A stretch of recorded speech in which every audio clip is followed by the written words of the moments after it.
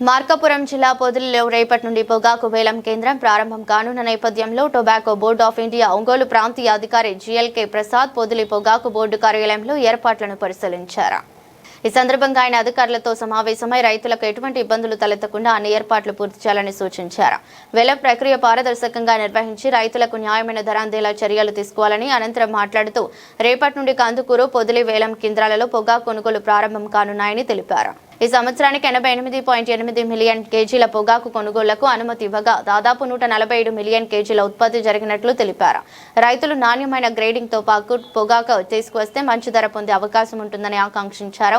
రైతులు పొగాకును సరిగా వడకట్టి నాణ్యత ప్రమాణాలు పాటిస్తూ వేలం కేంద్రాలకు తీసుకురావాలని సూచించారు. 2025-26 పంట కాలానికి పొగాకు ఈ ఎస్ఎల్ఎస్ అండ్ ఎస్బిఎస్ ప్రాంతాలకు గాను దాదాపు 30,000 మంది రైతులు 24,500 బ్యారెన్లు సుమారుగా రిజిస్ట్రేషన్ చేసుకోవడం జరిగింది. దీనికి గాను పొగాకు బోర్డు నుంచి 58,000 హెక్టార్లు అనుమతి ఇవ్వడం జరిగింది.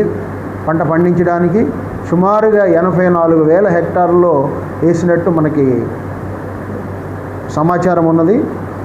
అలానే ఈ పంట కాలానికి 88.8 మిలియన్ కేజీలు మనం ఆథరైజ్డ్ క్వాంటిటీగా ఇవ్వడం జరిగింది. ప్రాథమిక అంచనాల ప్రకారం 147 మిలియన్లు పైచిలుకుగా మనకి ఉత్పత్తి అయినట్టుగా మనకి ప్రాథమిక సమాచారం ఉన్నది. ఈ వేలం ఈ సంవత్సరం రేపు అనగా 25వ తారీఖు నుంచి మొదటి దశగా ఈ పొదిలి అండ్ కందుకూరు వన్ వేలం కేంద్రాల్లో ప్రారంభం చేసుకుంటున్నాం. దీనికి రైతులంతా తమ వద్ద ఉన్న పొగాకుని చక్కగా ఫామ్ గ్రేడ్స్ అలానే ప్లాంట్ పొజిషన్ గ్రేడ్స్ ఉన్న ప్రాంతాల్లో ప్లాంట్ పొజిషన్ గ్రేడింగ్ అంటాం.